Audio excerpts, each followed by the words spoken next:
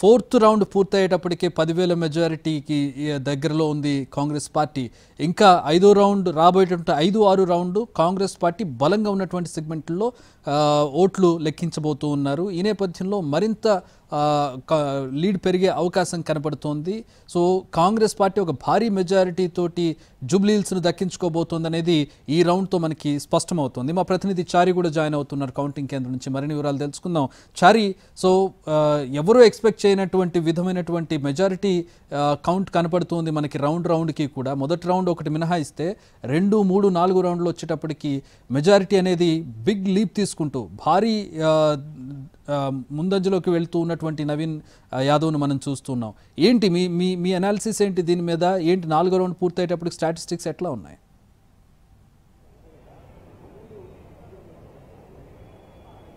Chakri, Congress party మంచి majority దిశగా అడుగులు వేస్తుంది.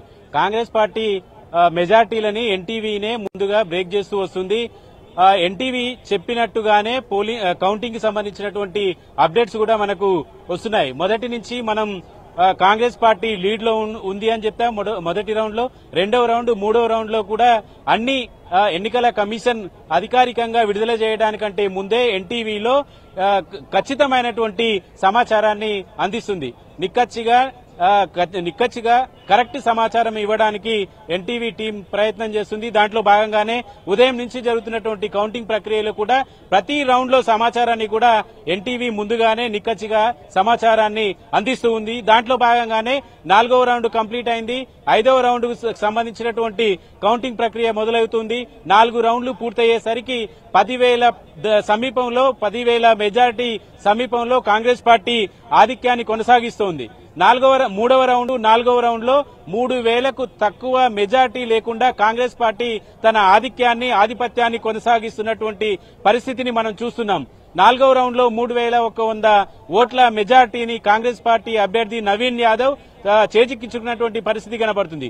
మొత్తానికి 4 రౌండ్లు పూర్తయ్యేసరికి కాంగ్రెస్ పార్టీ 9,147 ఓట్ల మెజార్టీతో ముందంజలో ఉన్నటువంటి పరిస్థితి కనబడుతుంది.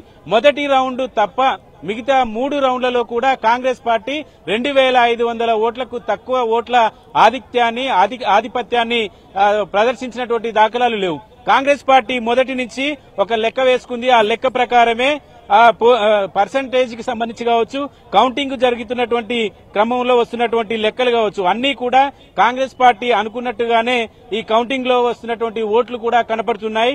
ఇప్పటి వరకు 4 రౌండ్లకు సంబంధించినటువంటి కౌంటింగ్ కి సంబంధించినటువంటి విషయాన్ని కనుక మనం చూస్తే, ఇప్పటి వరకు వచ్చినటువంటి డివిజన్లలో షేక్పేట, ఎర్రగడ్డ, వెంగళరావు నగర్ తో పాటు రహమత్ నగర్, ఈ డివిజన్ల వరకు కౌంటింగ్ ప్రక్రియ ముగిసింది. 5వ రౌండ్ లో కూడా రహమత్ నగర్, వెంగళరావు నగర్ ఉన్నాయి. ఈ 5వ రౌండ్ కూడా కాంగ్రెస్ పార్టీకి చాలా అనుకూలంగా ఉండేటువంటి పరిస్థితి అయితే కనబడుతుంది.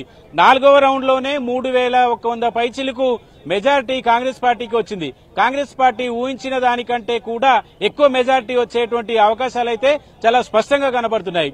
కాంగ్రెస్ పార్టీ ఎన్నికల ప్రచారంలో ఆఖరి అంకంలో చాలా విస్తృతంగా ప్రచారం చేయడంతో పాటు ఓటర్లని పోలింగ్ కేంద్రానికి తీసుకురావడానికి అన్ని రకాలుగా ప్రయత్నం చేశారు. సీఎం రేవంత్ రెడ్డి మొదటి నుంచి తన ఎక్స్పెక్టేషన్ లో 20 నుంచి 25,000 మెజార్టీ దాటి తీరుతుందనేటువంటి లెక్కల్ని ఆఫ్ ద రికార్డ్ లో చెప్తూ వస్తున్నటువంటి పరిస్థితి.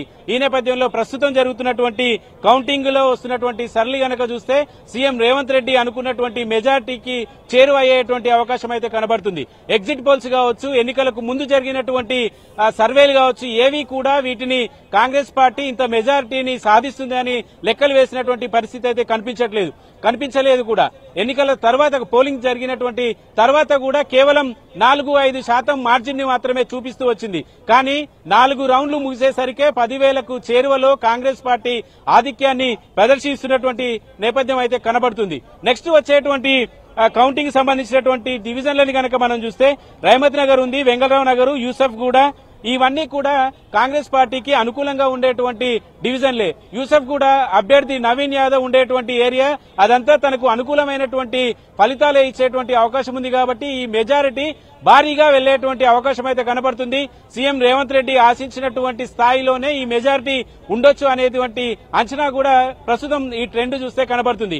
నిజానికి రోడ్ షోలు నిర్వహించడం, డివిజన్ల వారీగా సభలు పెట్టడం, సమావేశాలు పెట్టడంతో పాటుగా డివిజన్ కి 2 మంత్రుల్ని ఏర్పాటు నియమించి వాళ్లకు బాధ్యతల్ని కూడా అప్పచెప్పారు. సీఎం రేవంత్ రెడ్డితో పాటుగా డిప్యూటీ సీఎం బట్టి విక్రమార్క, మంత్రులంతా కూడా ఈసారి సయోధ్యతో సమన్వయంతో అందరూ కూడా కలిసి పనిచేశారు. డివిజన్లలోనే కాదు 100 మంది ఓటర్లకు ఒక నాయకుడిని నియమించి, కార్పొరేషన్ చైర్మన్లను నియమించి, కాంగ్రెస్ పార్టీలో ఎప్పుడూ లేనట్టుగా ఈసారి పోల్ మేనేజ్మెంట్ కావచ్చు, నాయకుల మధ్య ఐక్యత కావచ్చు, కలిసిమెలిసి పనిచేయడానికి సంబంధించినటువంటి అంశంలో ఈసారి రేవంత్ రెడ్డి టీం సక్సెస్ అయిందని చెప్పొచ్చు. తను వేసినటువంటి ప్రచారంలో వేసినటువంటి అడుగులు కావచ్చు, పోల్ మేనేజ్మెంట్ కి సంబంధించినటువంటి విషయం కావచ్చు, ఇలాంటి అన్నింటిలో కూడా కాంగ్రెస్ పార్టీ జూబ్లీహిల్స్ ఉప ఎన్నికల్లో జూబ్లీహిల్స్ పై కాంగ్రెస్ జెండా ఎగరడం ఖాయమైంది. ఇక మెజారిటీ ఎంత వస్తుంది?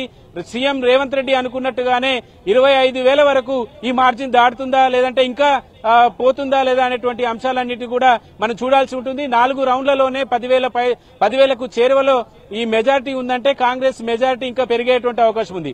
అయితే బీఆర్ఎస్ ఆశలు పెట్టుకున్నటువంటి డివిజన్లలో బోరబండ ఒకటి, వెంగళరావు నగర్ ఒకటి ఉంది. వెంగళరావు నగర్ నెక్స్ట్ ఇంకొక రౌండ్ వరకే ఉంటుంది, ఆ తర్వాత బోరబండ వస్తుంది. కానీ ఈ 2 డివిజన్లలో కూడా పూర్తి స్థాయిలో బీఆర్ఎస్ తన ఆధిక్యాన్ని గాని ఆధిపత్యాన్ని గాని ప్రదర్శించేటువంటి పరిస్థితి కనిపించట్లేదు. కాబట్టి ఫలితాలు ఏకపక్షంగానే ఉండేటువంటి అవకాశం అయితే చాలా స్పష్టంగా కనబడుతోంది. All right, thanks for the updates Chari.